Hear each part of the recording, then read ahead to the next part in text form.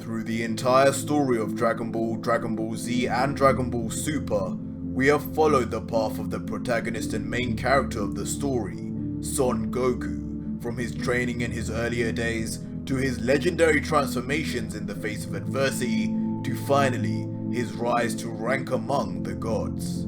Along this journey, however, an aspect that was never fully explored with Goku until only recently was the aspect of Goku's immediate family, namely his father Bardock, mother Gine, and of course, his older brother Raditz. Conversely, however, arguably Goku's #1 rival and series counterpart, Vegeta, received far greater emphasis and information on his family and earlier life, and at every angle and turn of Dragon Ball since his arrival. From the constant flashbacks of King Vegeta's numerous foreshadowings of the legendary Super Saiyan, to the flashbacks of seeing his father bow down to Beerus, to even the quite frankly random and short-lived appearance of Vegeta's younger brother, Tarbell, who despite never once appearing beforehand or ever again in the series, has been confirmed a true canon character. Vegeta has so many family secrets and ties that are shrouded in secrecy, that any day, the prospect of Vegeta having yet another family member is one that would be of no surprise to anyone. And this is where this story begins. Far across the universe. Is the scouter ready? Yes, mistress. It did take some doing, however, but your specifications have been met. This special model has quadruple reinforced interior hardware, capable of reading incredibly high power measurements without failing, like all the other models, highly advanced planetary scanning abilities, and because the planet's trade's traditional measurement system is incapable of reading such immense energy levels, we have converted it to our world's unit power system. It is also linked directly to your pod's controls. Superb. Speaking of which, what of our pods? Again, done exactly to your specifications. Because you and your husband's old pods were too heavily damaged over the decades, not to mention the technology is far behind the times, we reverse engineered them and built newer, far more improved models, power masking technology to allow for stealthy travel, and a hyper sleep system to preserve your bodies. And while your old pods could make the trip you're about to take in 90 days, our new ones will make it in 30. But mistress, I must give you a fair warning about the hypersleep system. Your unit power is in the upper A class, so you should be fine. But as you know, your husband's unit power rank is in the S++ class. Should he use his full power too soon after coming out of the suspended animation, it may add unnecessary strain to his body. He absolutely must not utilize his full strength for at least 1 hour after coming out of hypersleep, or his body may react negatively to the shock of the power. I'll bear that in mind. Where is my husband anyway? Did he go to the launch pad already? Indeed. He's as anxious as I've ever seen. I offered him some of the best armor, but he opted for the standard combat undersuit instead. Thank you, Nico. Couldn't wait to get our trip underway, my love. You're really looking forward to this, aren't you? This is Commander Buna in the control tower. Clear the launch pad. We have 2 pods cleared for launch in 10 seconds. I'm coming for you, Vegeta. 30 days later. 30-day cycle ending. Now exiting hypersleep. Planetary landing in 2 minutes. Welcome to Earth. 1 day, 3 years after Omega Shenron's defeat. What? Who cut the gravity? That would be me. Seems to be the only way I can drag you out of this room anymore. You've been like this ever since Son Goku came back. I know that since you finally caught up to him, you're trying to keep up. But even the mighty Prince Vegeta needs to take a lunch break every now and again. You know, you shouldn't interrupt my training like this. We never... Yeah. New threats. Kakarot. Get stronger. All of that. Sheesh. Saiyans. Battle junkies. The whole lot of you. If bro had turned out like you, I'd have gone nuts already. What's What's that noise? A low-flying plane? Huh?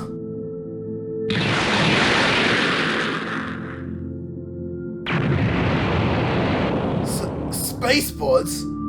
Where the hell did they come from? I didn't sense any incoming key at all. More aliens? What the hell could they want? I don't know, but I intend to find out. Moments later, do I have to tell you that I've got a bad feeling about this? You could wait for help, you know. They crashed down in my city, damn near hit my home. To hell with waiting.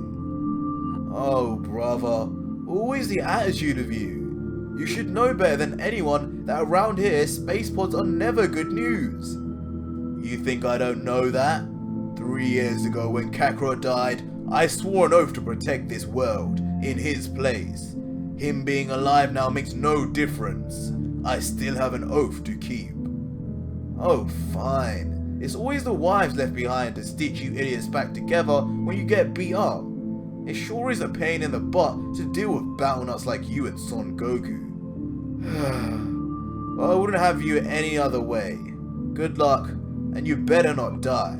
Got that? On the far side of West City.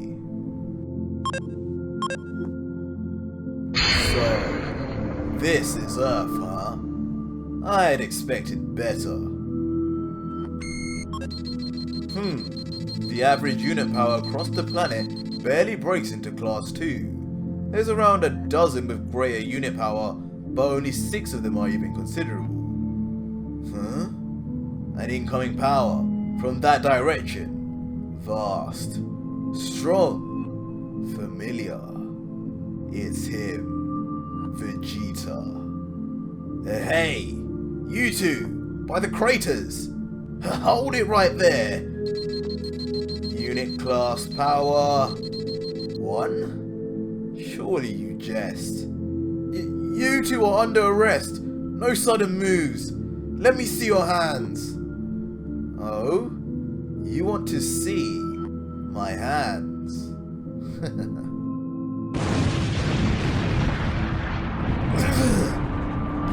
What was that?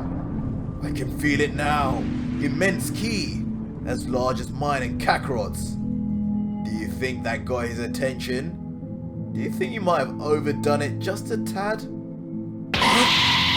What's that ki? What was that? Feels like another power appeared. Feels just like Dad's. There's no doubt about it. There's 2 other powers right near Dad. A smaller one, and then a really big one. And in the palace of Kami-sama, Son Goten and Piccolo interrupt their training of Son Goku, Son Gohan and Oob in the lower chambers of the palace, alerting them to the sudden appearance of the 2 mysterious visitors on planet Earth. Damn it, that blast originated from right around here. I know I couldn't have been mistaken. There were definitely 2 keys just a few seconds ago. Damn it, they were right here. Where could they have gone? I can't get a bead on them. So good to see you again, Vegeta. What? It's been far too long.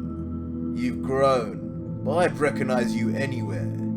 You look just like King Vegeta. But what? They have tails. They're Saiyans. And that one, he looks just like me. There is no shadow of a doubt, my love. It's him.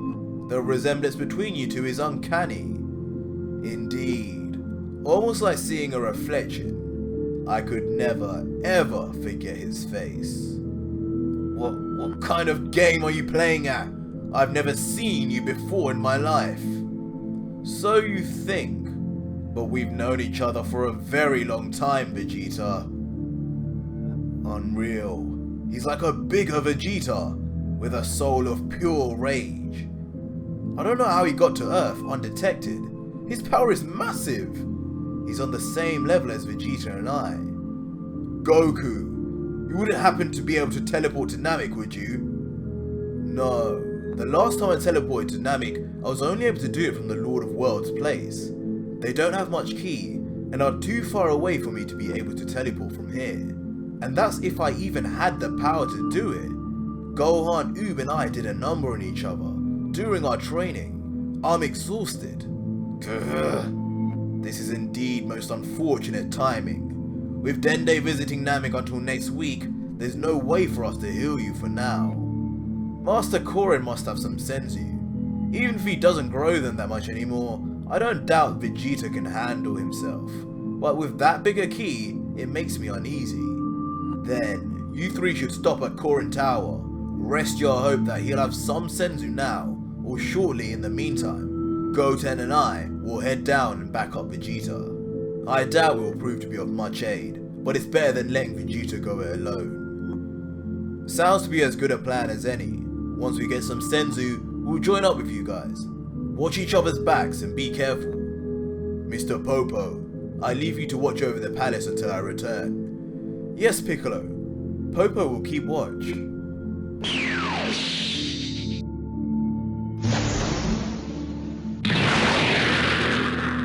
Just who are you? Tell me everything! Very well, Vegeta. If it is the truth you desire, then the truth you shall have.